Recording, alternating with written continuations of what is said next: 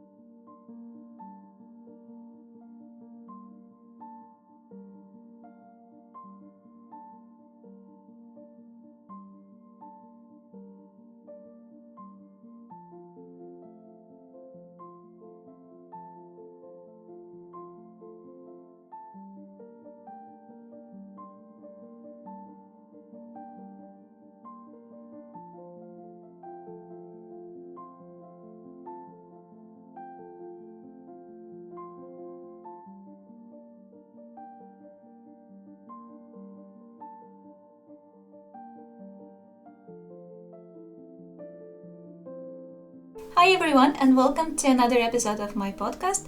Today we will talk about the long-awaited Bifurca vest and my new design called Padolyst blouse. So let's get started. This is how Bifurca vest looks like.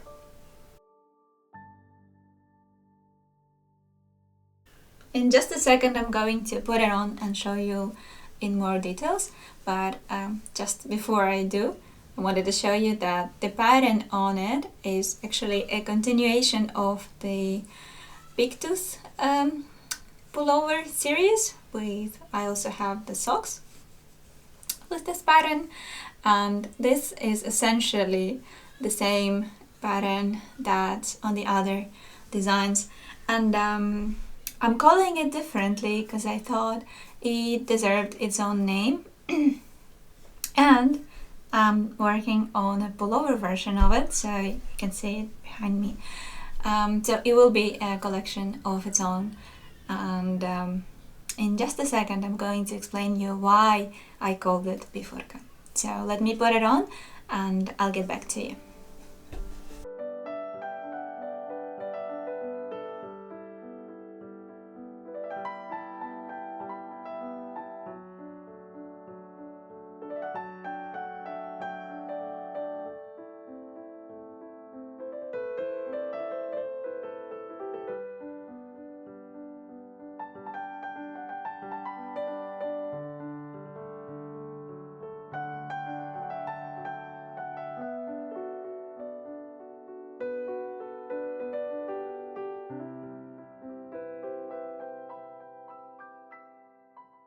This is what it is. I called it Bifurca. Let's see. Furca is a fork in Latin, and bifurca means two forks, of course. And bifurcation is the process of separating from one thing to two. So basically, this is what bifurcation looks like.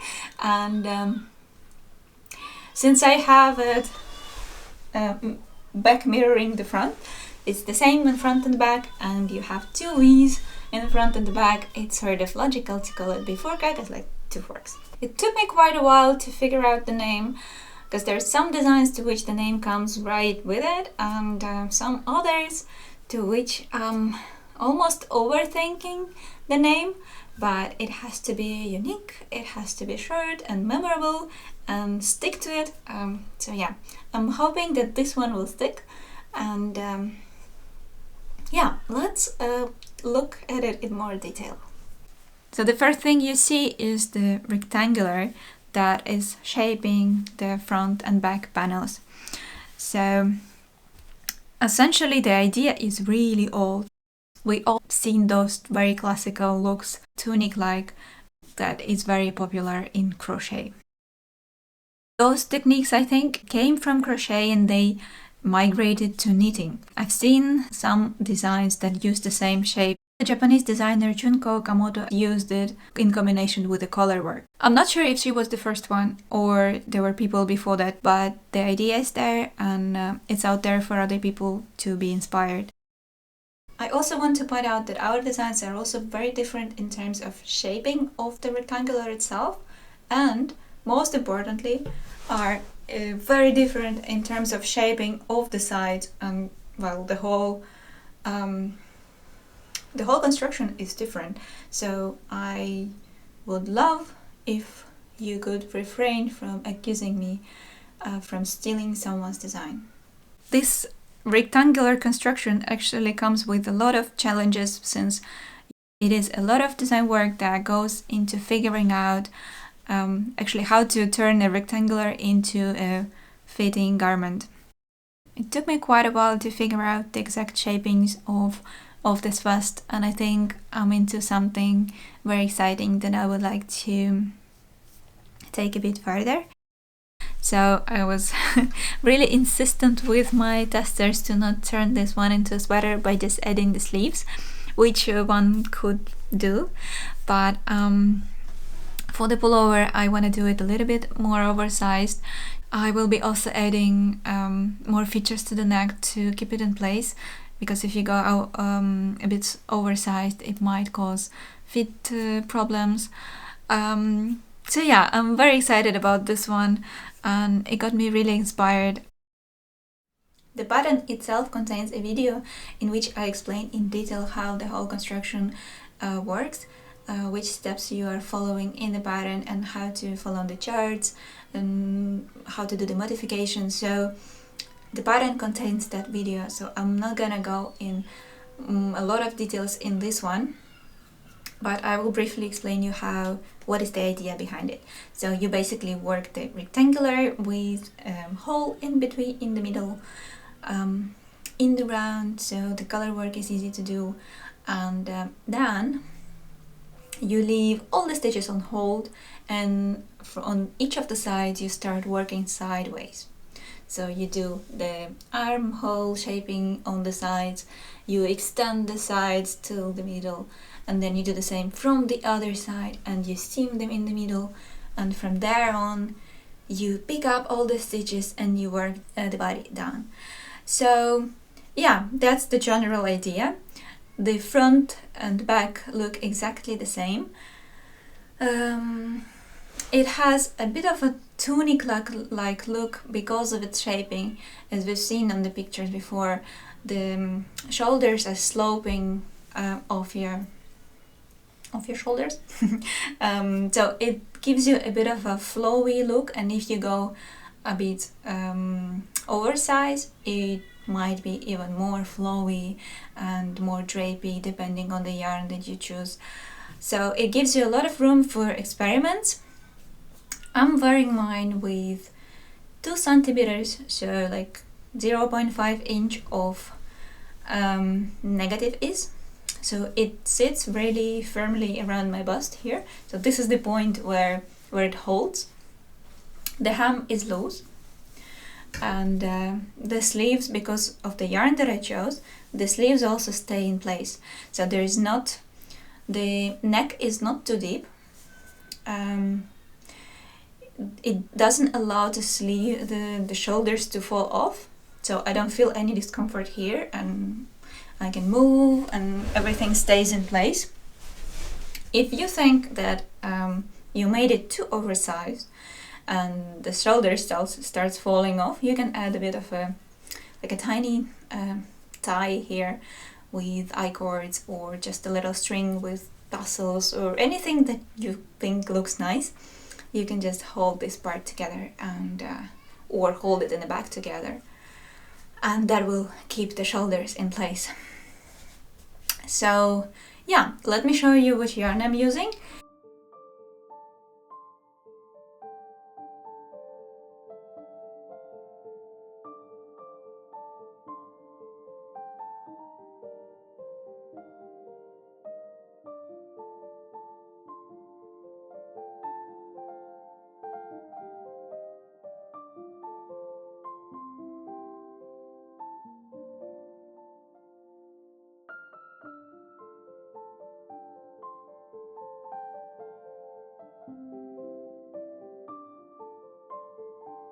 So for the main color here, I'm using Semilla Pura, which is a pure wool. I think it's even organic. Yeah, it is an organic undyed wool from BC Garn, and it is wool and spoon DK weight. So it's a bit of a plum, very nicely blooming yarn that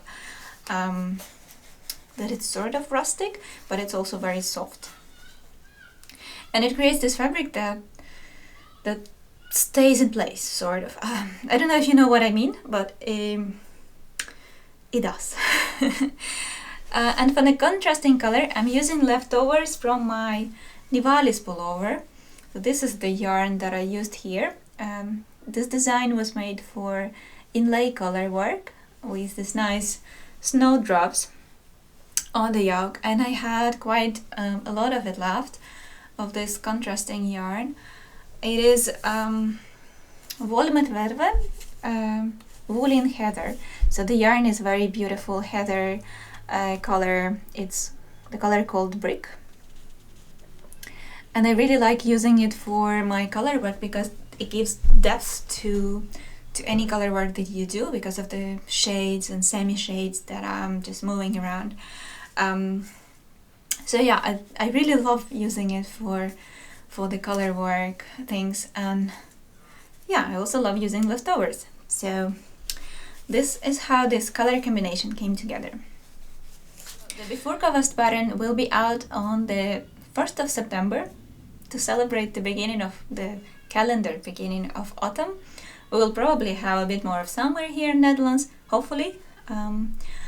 But I think it's a good time to knit something like this to wear over like dresses, blouses, this transitioning time from summer to autumn. With the test knit, we tried to see how different amount of positive is will look like on different body shapes. So if you go to Ravelry and see the testers projects, you can get some more inspiration and see which size could work for your body and your needs better.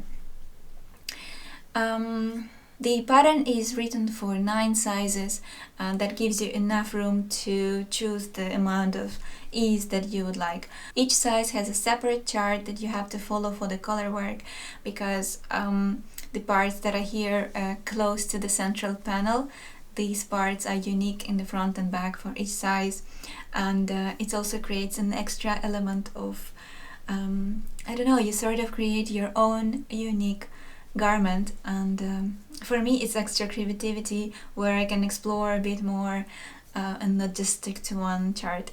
So I love doing that in many of my patterns where you have a bit of variation in each size for the color work chart.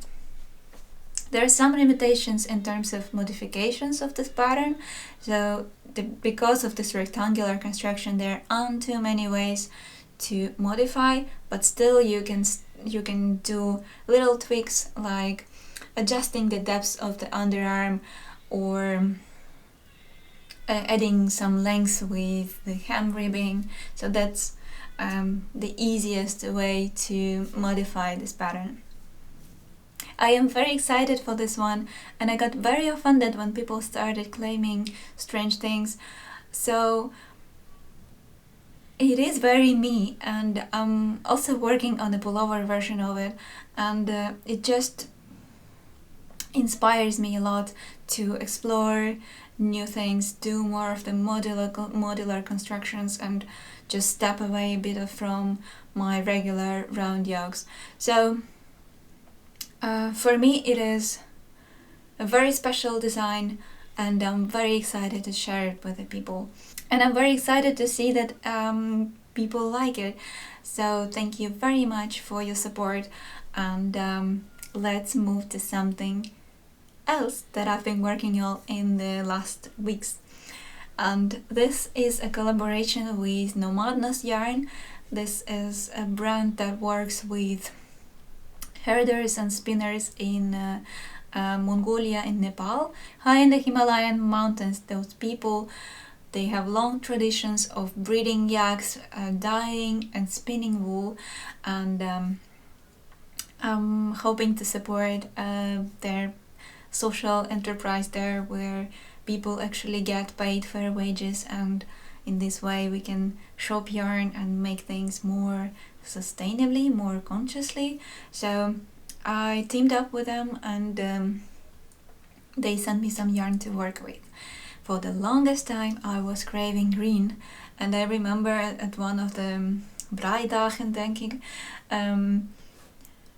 like a wool market, wool festival here in Netherlands, I was standing at the Crescent Woods booth, and I was looking at all the greens and trying to pair them with pinks or yellows, and they were looking at me, no, like it's not your colors. And I felt like, oh, you're bullying me into sticking to one color palette or something. So I didn't choose anything there, but within the Nomadnoos I ordered greens that I really wanted, and I'll get the skeins now to show you.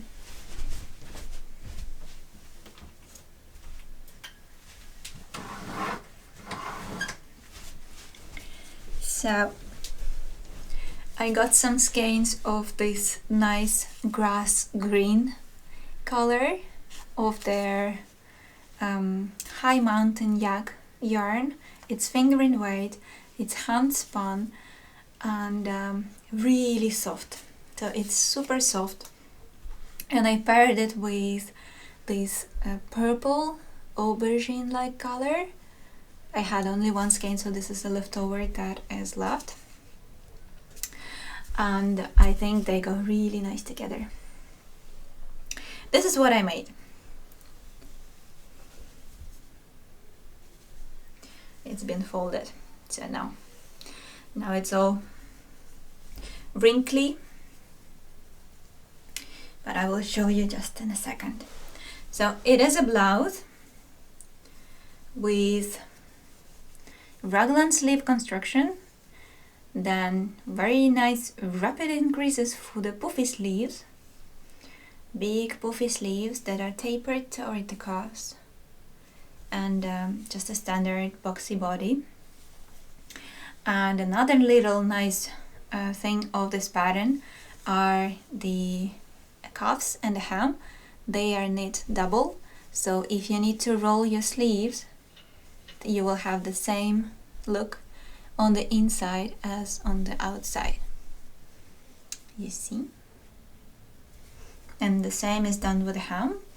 So your hem is also very nice, nicely finished, and this is how the hem inside looks like. I'm gonna put it on and tell you a bit more about this one.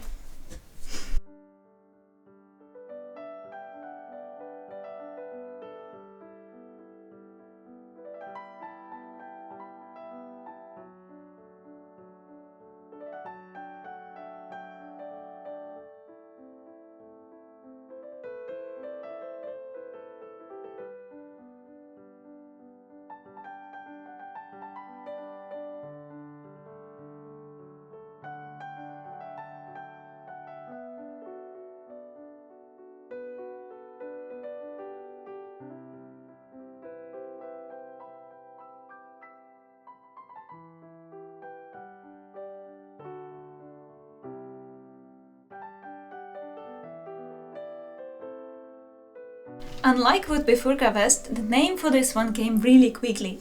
I thought about this leaf pattern, and I was thinking around everything that's connected with leaves, and I called it Padolyst, which is an old Ukrainian name for the month of November, so the time when the leaves are falling. And that sounds really nice, and I think it suits it very well. Even though when I posted it first on Instagram, these leaves here and the ties, the I-cord ties, people said that it looked like a caterpillar, and it sort of does. I never thought of it, but now when I look at it, I see it here especially on the front pattern. And the sleeves are decorated with this sort of leaf pattern repeat that is it's mirroring each other on the two sleeves. You see it goes in different directions. So yeah, it's a finger and weight yarn, and I didn't want to hold it double to get like a more thicker fabric. It's just really light. The blouse is very warm and light, so I feel like it's a perfect garment for the beginning of autumn or for the spring. It goes really nice on top of dresses, and when you don't need too much of a sweater but just a light blouse to keep you warm when it's chilly. I'm very happy with it. I'm very happy with the shape. I think it gives a very feminine look with the puffy sleeves and the way they are gathered at the cuff. It's more medieval, sort of. It starts from the I-cord, and since I don't have the machine, there are different ways to do the I-cord, I know, and I've linked all the possible options in the pattern, so you can explore the ways the I-cord can be done. But it does start with a long I-cord that forms your neckline and the strings in front for the ties. So you have to make this first before you start with the pattern, but then it's nicely worked by just picking up stitches from the I-cord and shaping the neck. So you work the first part till here flat. This color work pattern repeats are made with intarsia, so you will need to work flat and do the color work here.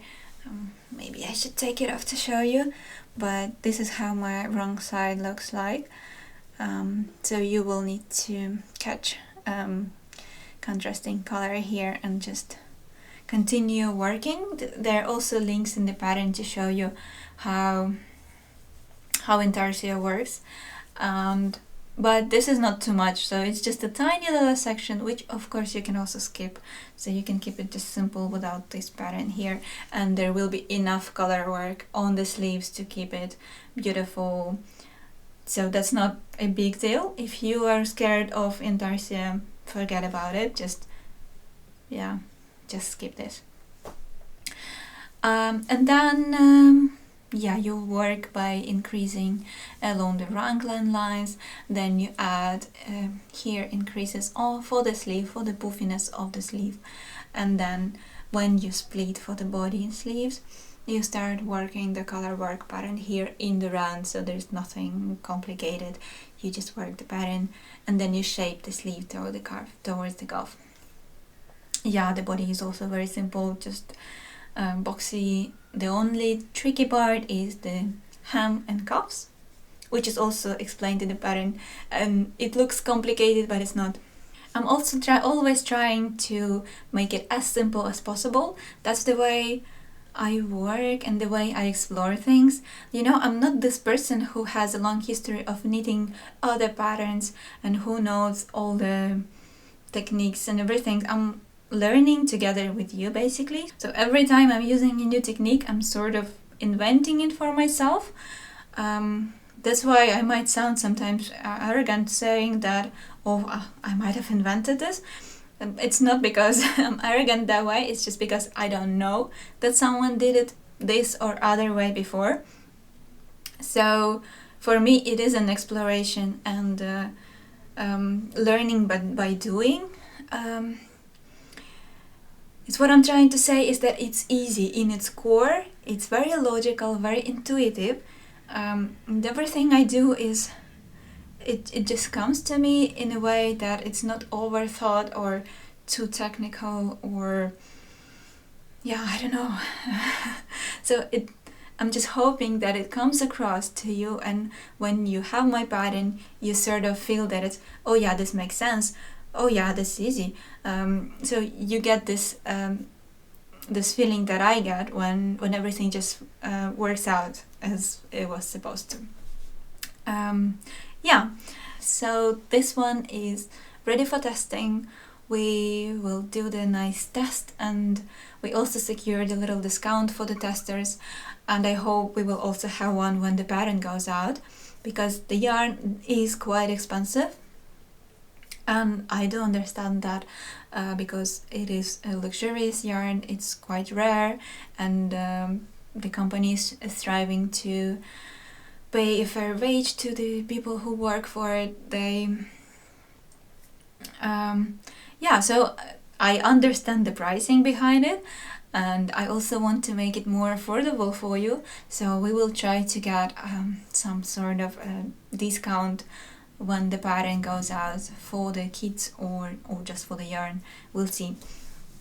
I'm hoping to have it out in October, and that will be a nice little treat for you then. It does take quite some time because it's fingering weight, but the result is also very beautiful and also very wearable.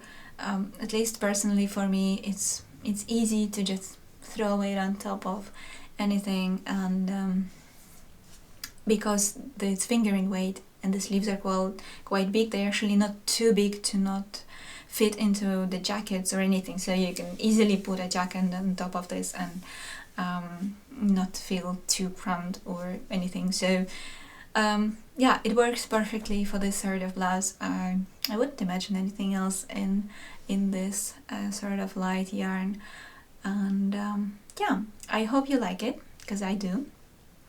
I always like all my designs, it's terrible.